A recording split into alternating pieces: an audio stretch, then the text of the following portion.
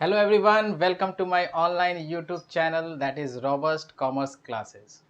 कैसे हैं आप लोग? बढ़िया। चलिए, कल का क्लास कैसा लगा? बढ़िया ही लगा होगा। बहुत मेहनत जो करी थी मैंने। चलिए, देखिए आज हम एक नए टॉपिक की शुरुआत करने जा रहे हैं जो कि है ओरिजिन ऑफ ट्रांजैक्शन। आप देख सकते हैं बोर्ड पे लिखा हुआ है origin of transactions source document. लेकिन इसे स्टार्ट करने से पहले मैं चाहूँगा कि आप मेरे चैनल को सब्सक्राइब करें, लाइक करें और ज़्यादा से ज़्यादा शेयर करें। ठीक है, चलिए तो स्टार्ट करते हैं।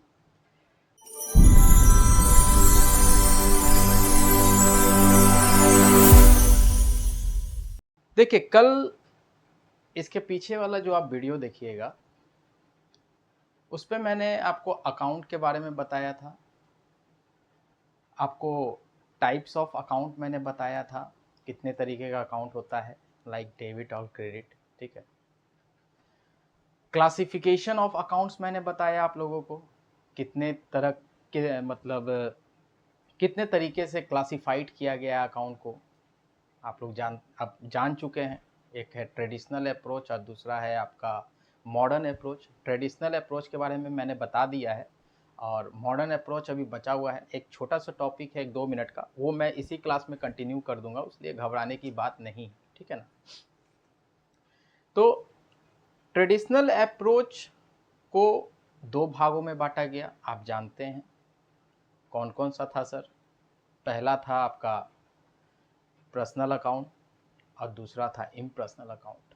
ये मैंने कल के वीडियो में बताया है। पर्सनल अकाउंट को भी 3 भाग में बांटा गया, जो कि नेचुरल पर्सनल अकाउंट है, आर्टिफिशियल पर्सनल अकाउंट है और रिप्रेजेंटेटिव पर्सनल अकाउंट है। और इम्पर्सनल अकाउंट को 2 भागों में बांटा गया है, एक है रियल और दूसरा है नॉमिनल। यहाँ तक मैंने बता दिया था आप लोगों को। उसके बाद मैंने आपको एक गोल्डन रूल बताया था, rule of debit credit on the basis of traditional approaches, जिसमें पर्सनल अकाउंट, रियल अकाउंट और नॉमिनल अकाउंट थे। राइट। पर्सनल अकाउंट में debit the receiver and credit the giver. Real account आपका debit what comes in, credit what goes out. और nominal account all expenses and losses are debit and all income and gains are credit। यहाँ तक मैंने कल के class में ख़त्म कर दिया था। तो आज एक नया चैप्टर फिर से लेके आया हूँ, origin of transaction that is source document. देखिए, जब भी बिजनेस किया जाता है, जब भी अकाउंटिंग रिकॉर्ड्स होते हैं, ट्रांजैक्शंस के रिकॉर्ड किए जाते हैं, तो उसके लिए एक एविडेंस होता है। ठीक है, विदाउट एविडेंस ट्रांजैक्शन नहीं होता है। ठीक है, तो उसीलिए इसमें कुछ कॉमन सोर्स डॉक्यूमेंट हैं।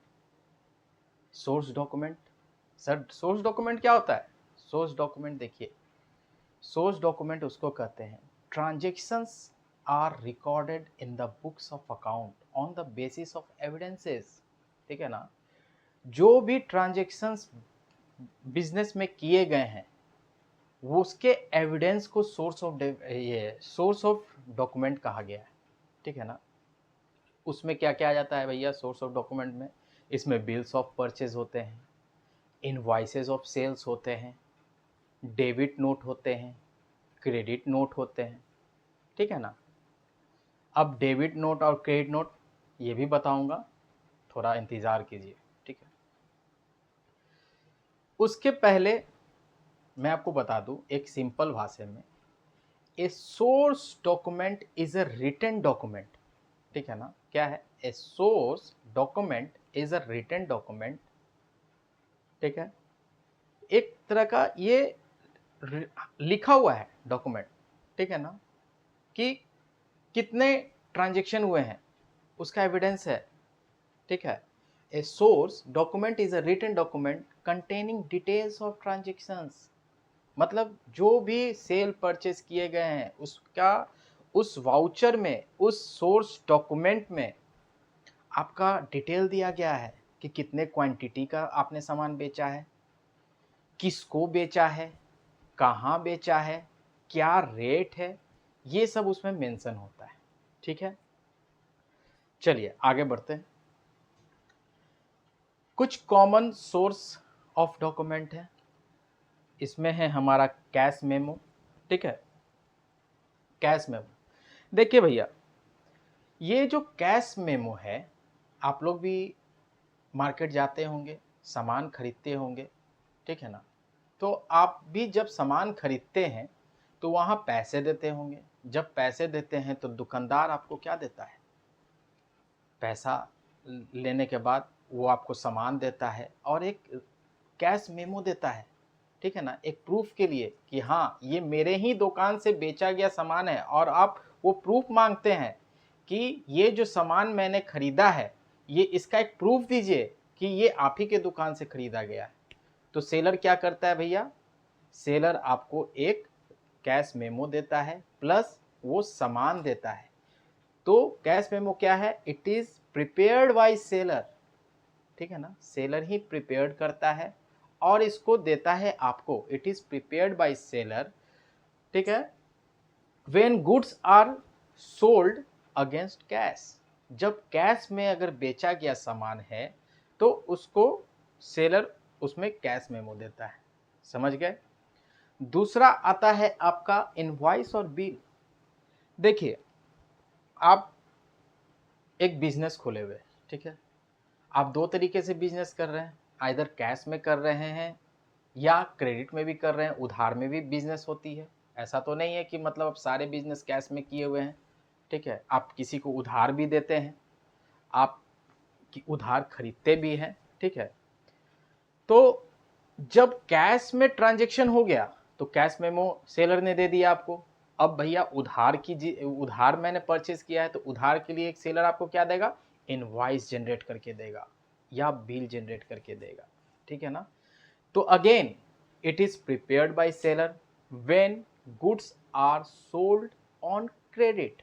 ठीक है ना, या sold goods against credit, credit में बेचा गया, उसी को हम लोग इनवॉइस और बिल कहते हैं। कोई दिक्कत, कोई दिक्कत नहीं। चलिए आगे बढ़ते हैं। अब भैया आता है रिसिप्ट। रिसिप्ट क्या है, देखिए, जब भी बिजनेसमैन या परचेजर कोई सामान परचेज करता है, ठीक है ना, तो कैश देता होगा, तो सेलर क्या करेगा, एक कैश या चेक, आप परचेजर क्या करेगा, चाहे कैश देगा या चेक देगा, इसी दो सामान, यही दो देगा ना, तभी आपको सेलर सामान देगा। तो सिंपल भाषा में एक है, व्हेन कैश और चेक रिसीव फ्रॉम कस्टमर, जब कस्टमर से हम कैश या चेक रिसीव करते हैं, ठीक है ना, तो उसी का वो प्रूफ देता है सेलर कि भैया हाँ हमने राम से इतने पैसा या इतना चेक, इतने अमाउंट का चेक इन्होंने मुझे दे दिया है, लीजिए भैया इसका रिसिप्ट। ठीक है ना, मान लीजिए मैंने बिजनेस खोला हुआ है, ठीक है, मैंने बिजनेस खोला हुआ है, मैं खुद तो परचेज नहीं करूँगा, मैं मान लीजिए अपने स्टाफ को भेजा, स्टाफ गया दुकान पे सामान लेके आया, उसको स्टाफ ने सामान मान लीजिए 5,000 का सामान था, ठीक है, मैंने उसको 5,000 दे के भेजा, और मेरा जो स्टाफ है वो क्या किया, 4,000 का सामान लिया और उसने रिसिप्ट बनवा लिया। ठीक है ना, उसने रिसिप्ट बनवा लिया 4,000 का, वो मेरे पास आया, तो मैं भी तो जानना चाहूँगा ना यार ये सामान कितने का है, मैंने तो इसको 5,000 दिया था, या हो सकता है ये मार लेगा। तो इसी की एविडेंस के लिए सेलर क्या करता है ना, एक रिसिप्ट देता है, वो प्रूफ रहता है कि हाँ जो सामान है वो 4,000 का है, मैंने इतना उससे रिसीव किया है, ये लीजिए इसका प्रूफ है। ठीक है, ये होता है रिसिप्ट। ठीक है, when cash or check received from customer is received for the amount received is issued। ठीक है ना, इसी को कहते हैं रिसिप्ट। दूसरा आपका आता है पे इन स्लिप। पे इन स्लिप क्या है भैया, पे इन स्लिप ज़्यादातर बैंक में यूज़ किया जाता है। आप बैंक गए होंगे अपने फादर के साथ, अपने मदर के साथ, या आप इंडिविजुअल गए होंगे जब भी आप जाते हैं बैंक, तो बैंक किस लिए जाते हैं? खेलने के लिए तो नहीं जाते। आप जाते हैं वहाँ कैश जमा करने के लिए, चेक जमा करने के लिए, ठीक है। तो बैंकर आपको क्या करता है, जब आपने 1 लाख रुपए डिपॉजिट किया तो उसके अगेंस्ट में आपको एक पेइंग स्लिप देता है, एक प्रूफ होता है, एक एविडेंस होता है, ठीक है ना, कि भैया इन्होंने 1 लाख रुपया अपने अकाउंट में जमा किया है, ये उसका प्रूफ है। या आप चेक डिपॉजिट करने जाते हो बैंक, तो उसका पेन स्लिप देता है। सपोज आपने चेक डिपॉजिट किया लेकिन वो अभी तक क्रेडिट हुआ नहीं, तो आप बैंक जब जाओगे तो बैंक वाला तो बोलेगा भैया आपने चेक जमा किया है तो उसका कोई तो रिसीविंग होगा आपके पास। तो मैं बोलता हूँ हाँ मेरे पास है रिसीविंग। अगर वो रिसीविंग नहीं रहती तो क्या होता, बैंकर भी कंफ्यूज, मैं भी कंफ्यूज, या हो सकता है मेरे को डालना था HDFC में, मैंने डाल दिया ICICI बैंक में। होता है, ये मिस्टेक होती है, ऐसा बात नहीं है, ठीक है ना। तो उसी का एविडेंस होता है पेन स्लिप जो बैंकर आपको देता है, ठीक है, कि एक प्रूफ है कि हाँ आपने इतना कैश जमा किया है या इतना चेक जमा किया है, ठीक है ना, इतने अमाउंट का चेक जमा किया है, उसी को कहते हैं पेन स्लिप, ठीक है। अब आते हैं debit note and credit note, ठीक है ना। इसमें देखिए बच्चे फंसते हैं, डेबिट नोट और क्रेडिट नोट है क्या। मैं आपको एकदम आसान भाषा में समझा देता हूं डेबिट नोट और क्रेडिट नोट है क्या। देखिए सपोज राम परचेजर है, ठीक है, राम परचेजर है, आप समझिएगा, ठीक है। ये राम है और एक श्याम है, ठीक है, ये परचेजर है, ठीक है, और ये सेलर है, ठीक है। ये परचेजर है, ये सेलर है। इसने क्या किया, सामान मंगाया श्याम से, ठीक है, परचेज किया, किससे किया, श्याम से परचेज किया। तो श्याम ने क्या किया, राम ने सपोज 1 लाख का सामान श्याम से परचेज किया, ठीक है। जब श्याम के द्वारा भेजा गया सामान राम के यहाँ पहुंचा तो ये पता चला कि इस सामान में ये जो गुड्स है इसमें कुछ आइटम जो है मेरे डिफेक्टिव हैं, ठीक है ना, आइटम कुछ जो है डिफेक्टिव हैं। तो राम ने क्या किया, श्याम को फोन किया, श्याम भाई देखिए ऐसा है कि आपने जो मेरे को सामान भेजा है उसमें तो भैया सामान इतने का खराब है। तो श्याम बोलता है ठीक है भैया, आप ऐसा कीजिए, आप तो हमारे रेगुलर क्लाइंट हैं, आप ऐसा कीजिए सामान को वापस भेज दीजिए उतने का। राम बोलता है ठीक है मैं भेज देता हूं। तो ये क्या करता है, 20,000 का जो सामान डिफेक्टिव था ये सामान श्याम को वापस रिटर्न कर देता है। रिटर्न कर दिया, प्लस इसके साथ एक डेबिट नोट बना के भेजता है। ये कौन बनाया, राम ने बनाया, जो परचेजर था इसने बनाया। डेबिट नोट बना के भेजा 20,000 का श्याम को। इससे एक बातें और निकल के आई, ये 1 लाख का जो सामान राम ने परचेज किया था ये 1 लाख तो क्रेडिट था, मतलब उधार था, लाइबिलिटी था राम के ऊपर, था ना। अभी क्या होगा, अब लाइबिलिटी 80,000 का हो जाएगा, अब राम को खाली 80,000 देना पड़ेगा क्योंकि 20,000 का सामान तो रिटर्न कर दिया श्याम को, ठीक है ना। तो ये डेबिट नोट प्लस 20,000 का सामान श्याम को भेज देगा और श्याम क्या करेगा, एक क्रेडिट नोट बना के दे देगा कि मैंने 20,000 का सामान रिसीव कर लिया है, ठीक है। तो ये क्रेडिट नोट किसके पास आ जाएगा, परचेजर राम के पास, और डेबिट नोट किसके पास आ जाएगा, श्याम के पास। यहां तो भाई परचेजर ने डेबिट नोट लिखा था, अभी देखेंगे हम सेलर भी डेबिट नोट लिख सकता है, ऐसा नहीं है, सेलर भी डेबिट नोट लिख सकता है। वो कब लिखेगा, चलिए उसके बारे में जानते हैं कब लिखेगा। अभी तो भैया परचेजर ने लिखा था डेबिट नोट, क्यों लिखा था, क्योंकि भैया सामान डिफेक्टिव था। अभी क्या करेगा, फिर से हम लेते हैं राम को, ये हमारे परचेजर हैं, और हम श्याम को लेते हैं, ये हमारे सेलर है। अभी क्या होगा, राम ने सामान ऑर्डर किया 1 लाख का, ठीक है। श्याम के स्टाफ ने 1.5 लाख का सामान भेज दिया, ठीक है। 1 लाख का राम ने ऑर्डर किया था सामान के लिए, लेकिन श्याम के स्टाफ ने क्या किया, 1.5 लाख का सामान भेज दिया। तो उस केस में क्या होगा, श्याम डेबिट नोट इशू करेगा, कितने का, 50,000 का। और राम क्या करेगा, क्रेडिट नोट इशू करेगा, कितने का, 50,000 का। समझ में आ गया डेबिट एंड क्रेडिट नोट किसको कहते हैं। कोई दिक्कत है, कोई परेशानी? कोई परेशानी नहीं होगा। अगर परेशानी है या दिक्कत आ रही है तो आप मेरे कमेंट बॉक्स में ज़रूर लिखें, जिससे मेरे को भी लगेगा कि हाँ आप लोग पढ़ रहे हैं। क्वेश्चन आना चाहिए, ठीक है। चलिए अब नेक्स्ट टॉपिक में हम लोग आगे बढ़ते हैं, जो कि है हमारा वाउचर, ठीक है ना।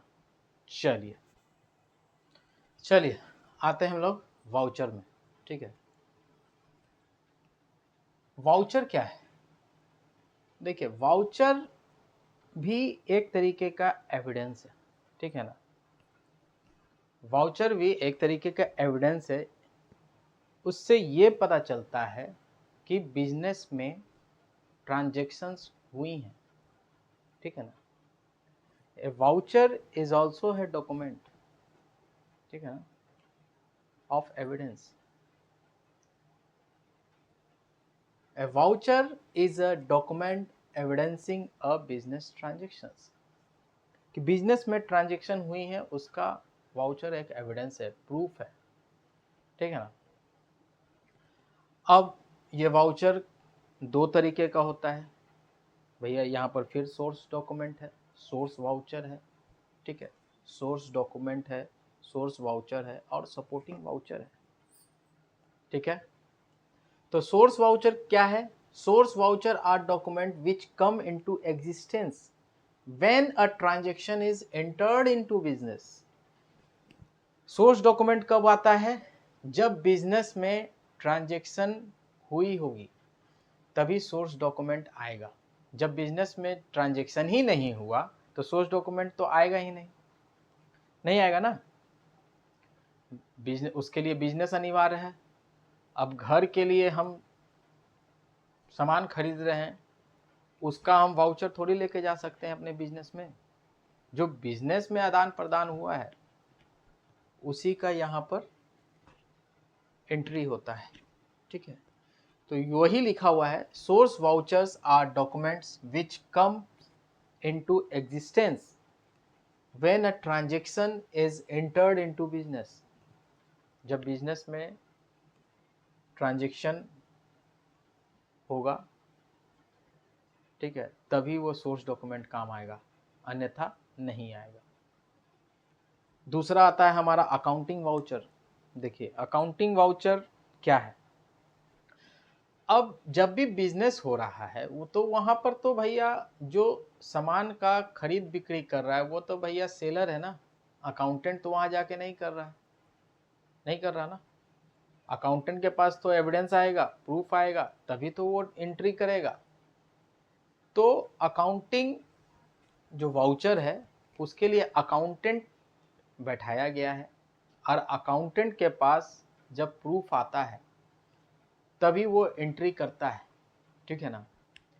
और वही डिसाइड करता है, डिसीजन लेता है कि किस अकाउंट को डेबिट करना है और किस अकाउंट को क्रेडिट करना है।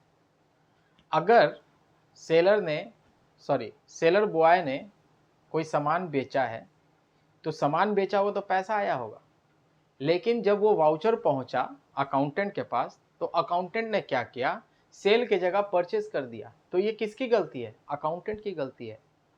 अकाउंटेंट हैज टू डिसाइड, ठीक है ना, अकाउंटेंट हैज टू डिसाइड कि कौन सा अकाउंट डेबिट करना है और कौन सा अकाउंट क्रेडिट करना है।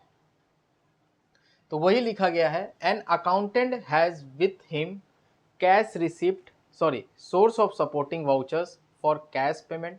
कैश पेमेंट का उसके पास सपोर्टिंग डॉक्यूमेंट होना चाहिए, कैश रिसिप्ट का उसके पास सपोर्टिंग डॉक्यूमेंट होना चाहिए, इनवॉइस होना चाहिए, जो क्रेडिट सेल किया गया है उसका इनवॉइस होना चाहिए, ठीक है ना, फॉर क्रेडिट परचेज, ठीक है। And sales yet before recording, recording करने के पहले उसके पास ये सारा चीज उपलब्ध होना चाहिए, अवेलेबल होना चाहिए, तभी वो जाके एंट्री कर पाएगा, ठीक है ना। Books of account, these source voucher are analyzed to determine which account और account are to be debited और क्रेडिटेड। किस अकाउंट को, मैंने आपको बताया ना, किस अकाउंट को डेबिट करना है और किस अकाउंट को क्रेडिट करना है। कोई दिक्कत? कोई दिक्कत नहीं। चलिए अब आगे बढ़ते हैं। टाइप्स, चलिए आगे बढ़ते हैं। Types of accounting vouchers. हमने अभी वाउचर्स देख लिया, दो टाइप का वाउचर देख लिया, सोर्स वाउचर देख लिया और अकाउंटिंग वाउचर देख लिया। अब अकाउंटिंग वाउचर को दो पार्ट में बांटा गया, जो कि है आपका कैश वाउचर और नॉन कैश वाउचर, ठीक है ना। देखिए कैश वाउचर्स क्या होता है, जाहिर सी बात है कैश की जहां तक बात आ रही है तो मतलब जो सामान खरीदा गया होगा वो उसकी कैश में पेमेंट हो गई होगी, उसी को कैश वाउचर कहते हैं। और क्रेडिट वाउचर क्या होगा, उधार में खरीदा गया होगा, उसमें क्रेडिट वाउचर दिया गया होगा। इसमें कोई तीर तोप नहीं है, तीर तोप नहीं है, सिंपल है, नाम से ही पता चल रहा है कैश में हो गया, ठीक है ना। जो कैश में खरीदारी हो गई उसमें कैश वाउचर, जो क्रेडिट में हुआ वो क्रेडिट वाउचर, ठीक है ना। तो वही लिखा गया है यहाँ पर। देखिए cash vouchers refer to the voucher prepared at the time of receipt और payment of cash and include receipt and payment through cheque. मतलब चाहे वो कैश से होगा चाहे वो चेक से पेमेंट होगा, जो भी रिसीविंग किया गया होगा आइदर कैश होगा या चेक होगा, तो उसी को कैश वाउचर कहा गया। कैश वाउचर को भी दो पार्ट में डिवाइड किया गया है, जो कि है क्रेडिट वाउचर और दूसरा है डेबिट वाउचर। तो क्रेडिट वाउचर क्या है भैया, credit voucher are prepared when cash is received. देखिए क्रेडिट वाउचर कब बनाया जाता है, जब कैश सेलर को प्राप्त हो जाता है, तब सेलर क्या करता है, क्रेडिट वाउचर बनाता है, ठीक है। सेलर को जब कैश मिल गया तो वो क्या बना देगा, क्रेडिट वाउचर बना के किसको दे देगा, परचेजर को बना के दे देगा। तो वही लिखा गया है, credit voucher are prepared when cash is received against sale of goods. Seller ने तो गुड्स ही बेचा होगा ना, तो सेल ऑफ गुड्स के अगेंस्ट में बना के दे दिया। सेल ऑफ फिक्स्ड एसेट, ठीक है, फिक्स्ड एसेट के अगर कोई बेचा गया है तो उसको सेल करके दे दिया गया होगा। Sale of investment, received from debtors and withdraw from bank. अगर बैंक से विड्रॉ किया गया है तो उसके अगेंस्ट में क्रेडिट वाउचर का उपयोग किया जाएगा। दूसरा आता है हमारा debit voucher. Debit voucher are prepared when payment is made, ठीक है ना, जब भी पेमेंट किया जाएगा अगेंस्ट एक्सपेंसेस, ठीक है ना, एक्सपेंस का जब हम पेमेंट करेंगे तो उस समय कौन सा वाउचर बना के देंगे हम लोग, डेबिट वाउचर बना के देंगे, ठीक है। Debit voucher are prepared when payment is made against expenses. Purchase, अगर परचेज भी करेंगे तो उस केस में भी हम क्या बना के देंगे, debit voucher. Purchase of fixed asset, सामान अगर खरीदेंगे, फिक्स्ड एसेट खरीदेंगे, कल मैंने आपको बताया था फिक्स्ड एसेट क्या होता है, ठीक है ना, टेंजिबल इंटेंजिबल सारा कुछ बताया था। फिक्स्ड एसेट हम खरीदेंगे तो उसमें भी हम लोग क्या बना के देंगे, डेबिट वाउचर बना के देंगे। पेमेंट टू क्रेडिटर, अगर क्रेडिटर को पेमेंट करते हैं, ठीक है ना, तो उसमें भी हम लोग क्या करेंगे, डेबिट वाउचर बना के देंगे। पेमेंट टू क्रेडिटर का मतलब क्या हुआ, हमने सामान परचेज किया उधार में, तो हमारे लिए सामने वाला क्या हो गया, क्रेडिटर हो गया। लेकिन अगर हमने सामान बेचा है कस्टमर को तो कस्टमर हमारा क्या हो गया, डेटर हो गया, ठीक है। इतना कोई दिक्कत, कोई दिक्कत नहीं। डिपॉजिट अगर करते हैं बैंक में पैसा तो उसमें भी हम लोग डेबिट वाउचर बना के देते हैं। दूसरा ड्राइंग, अगर पर्सनल यूज़ के लिए बिजनेस से पैसा निकालते हैं तो उसको ड्राइंग लिखा जाता है, उसके अगेंस्ट में भी डेबिट वाउचर का उपयोग किया जाता है। चलिए आगे बढ़ते हैं हम लोग। कैश वाउचर हो गया, अब आता है नॉन कैश वाउचर। चलिए बढ़ते हैं non cash voucher. Cash voucher हमने देख लिया, नॉन कैश वाउचर के और बढ़ते हैं। तो नॉन कैश वाउचर क्या है, it refers to voucher prepared for transaction not involving cash. जाहिर सी बात है, लिखा हुआ है नॉन कैश वाउचर, भैया कैश का इन्वॉल्वमेंट ही नहीं है, उधार की है। जो भी सामान खरीद परचेज हुआ होगा वो उधार किया गया होगा, इसीलिए इसको नॉन कैश वाउचर कहा गया। इसमें कैश आया ही नहीं, ठीक है ना, इसीलिए इसमें लिखा गया it refers to a voucher prepare for transaction. जो भी ट्रांजेक्शन किया गया है, ठीक है ना, वो कैश नहीं है, कैश अभी मिला ही नहीं है, तो इसीलिए नॉन कैश वाउचर का उपयोग किया गया है। तो लाइक इनवॉइस, आपको मैंने बताया था अभी थोड़ी देर पहले, इनवॉइस किसको कहते हैं, ठीक है ना, उधार में बेचा गया है, इसके लिए इनवॉइस बनाया जाता है, या उसको बिल भी कहते हैं। डेबिट एंड क्रेडिट नोट, आप जान चुके हैं डेबिट एंड क्रेडिट नोट कौन इशू करता है, सेलर कब इशू करता है, परचेजर कब इशू करता है डेबिट नोट और क्रेडिट नोट। चलिए आगे बढ़ते हैं। It is prepared for the transaction of credit sale. देखिए मैंने आपको बताया ना, क्रेडिट सेल के लिए ये प्रिपेयर्ड किया जाता है, ठीक है ना, बनाया जाता है। कौन सा वाउचर, नॉन कैश वाउचर, ठीक है। क्रेडिट परचेज, क्रेडिट सेल के लिए भी बनाया गया। क्रेडिट, अगर उधार खरीदा गया होगा तो जाहिर सी बात है उधार बेचा भी गया होगा, तो क्रेडिट सेल बेचा गया उधार, क्रेडिट परचेज उधार खरीदा गया। Goods return both inward and outward rectifying the mistake. Good return, जो हमने डेबिट नोट और क्रेडिट नोट बनाया था वो रेक्टिफाई ही हुआ ना। जो अभी अभी मैंने आपको बताया था एक एग्जांपल, कि श्याम राम ने ऑर्डर किया था 1 लाख का सामान, लेकिन श्याम ने क्या किया था, 1.5 लाख का सामान बेच दिया था। तो भैया जब श्याम को पता चला अरे सामान तो भैया 1.5 लाख का चला गया, तो रेक्टिफाई वाउचर बना के दिया था ना। किसने बना के दिया था, श्याम ने बना के दिया था। तो उसमें क्या, श्याम जो था सेलर था, तो उसमें श्याम ने डेबिट नोट लिखा था, जो कि, तो वही बता रहा है रेक्टिफाइंग द मिस्टेक। चलिए यहाँ तक तो हो गया। अब एक और पॉइंट है जो कि है कंपाउंड वाउचर, ठीक है ना, उसके बारे में मैं बता देता हूँ, और यहाँ पर क्लास को अंत कर देंगे। और वो कल एक आपका मॉडर्न वाला जो छूट गया था वो 2 मिनट का है, वो उसको भी हम कंप्लीट कर देते हैं, ठीक है। तो कंपाउंड वाउचर के बारे में समझते हैं, चलिए आगे बढ़ते हैं। चलिए कंपाउंड के बारे में पढ़ते हैं, कंपाउंड वाउचर क्या है। देखिए कंपाउंड वाउचर क्या है, सपोज आपने कुछ एक्सपेंसेस किया, आज सपोज आज जो डेट है, मान लीजिए आज 2 तारीख है, आज बहुत तरह के एक्सपेंसेस हुए, लाइक चाय का पेमेंट हुआ ऑफिस में, ठीक है, स्टेशनरी का भी पेमेंट हुआ ऑफिस में, ठीक है, तो बहुत सारे एक्सपेंसेस किए गए। तो आप जानते होंगे कि जितने तरीके के एक्सपेंस होते हैं उसको हम लोग डेबिट करते हैं, और लास्ट में सपोज डेबिट किया गया, मान लीजिए 200 का डेबिट हुआ, 100 रुपया का डेबिट हुआ, 50 रुपया का भी डेबिट हुआ, और 300 का भी डेबिट हुआ। लास्ट में एक क्रेडिट हो जाएगा, ठीक है, कितने से भैया, 650 रुपये से। तो इसी को कहते हैं कंपाउंड वाउचर, कि एक ही वाउचर में सारे का एंट्री, मतलब multiple debit and one credit. तो वही यहाँ पर लिखा हुआ है, voucher which records a transaction that Intel multiple debit और क्रेडिट। उल्टा भी हो सकता है कि एक ही बार कैश आया होगा, कैश आया होगा 5,000 रुपया डिफरेंट डिफरेंट लोगों से, 1,000 रुपया ये दिया होगा, 500 ये दिया होगा, 500 ये दिया होगा, 3,000 ये दिया होगा, ठीक है ना, मल्टीपल क्रेडिट है, ठीक है।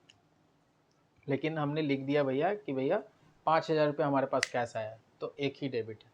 तो वही लिखा गया है, voucher which record a transaction that Intel multiple debit और क्रेडिट एंड वन क्रेडिट और डेबिट। यहाँ पर वन डेबिट है और वन क्रेडिट है और वन डेबिट है, इसी को कहते हैं कंपाउंड वाउचर, ठीक है। अब हम देखते हैं आगे एक जो हमारा कल बचा था, मॉडर्न, ठीक है, मॉडर्न के बारे में बता देते हैं। ये आपका जो ट्रेडिशनल और जो मॉडर्न है, ठीक है, ट्रेडिशनल मैंने बता दिया था, और मॉडर्न के बारे में भी बता देते हैं, ठीक है ना, मॉडर्न अप्रोच के बारे में आपको बता देते हैं। मॉडर्न अप्रोच, मॉडर्न अप्रोच ये है क्या, देखिए ट्रेडिशनल में personal account, real account, nominal account था। Debit the receiver, credit the giver, debit what comes in, credit what goes out, all expenses and losses are debit and all income and gains are credit. ये traditional था हमारा। इसमें भी same चीज है, ठीक है ना, लेकिन थोड़ा सा डिफरेंट क्या है। पहला आ गया कैपिटल, दूसरा आ गया एक्सपेंस, तीसरा आ गया सॉरी आपको इस तरीके से लिखिएगा तो याद नहीं होगा। कैपिटल आ गया, दूसरा हम लाइबिलिटी ले लेते हैं, लाइबिलिटी, तीसरा एक्सपेंस, चौथा असेट, अब पांचवा रेवेन्यू। ठीक है, ये भी काफ़ी इजी है, कोई इतना टफ नहीं है। डेबिट और क्रेडिट वहाँ पर भी किया गया था और यहाँ पे भी किया जाएगा। अब देखिए, जब हम लोग जर्नल एंट्री पढ़ेंगे ना तो वहाँ पर इसको आपको बेहतर से समझ में आएगा। अभी आपको हो सकता है कि दिक्कत होगी, लेकिन उस समय इसका जब यूज़ मैं करूँगा और आपको यूज़ जब बतलाऊँगा तो आपको ज़्यादा समझ में आएगा।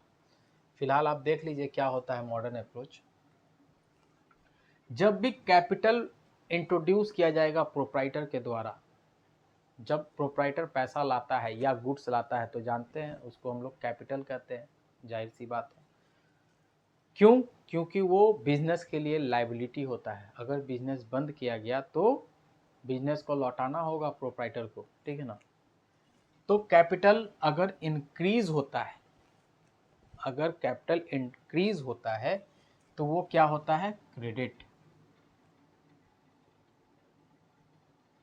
और डिक्रीज होता है तो डेबिट। उसी तरह लाइबिलिटी है, लाइबिलिटी अगर बढ़ेगा तो क्रेडिट और घटेगा तो डेबिट। मतलब मैंने सामान किसी से खरीदा, मान लीजिए 50,000 का उधार में, और मैंने उसको, अभी तो मैं अपने बुक में चढ़ा लूँगा कि मेरा भैया 50,000 रुपया उधार हो गया, किसको, श्याम को उधार हो गया। लेकिन मैंने क्या किया, 30,000 रुपया अपने स्टाफ से भिजवा दिया या ऑनलाइन ट्रांसफ़र कर दिया या चेक भिजवा दिया, तो मैं अपने बुक से हटा दूंगा ना, घटा लूँगा।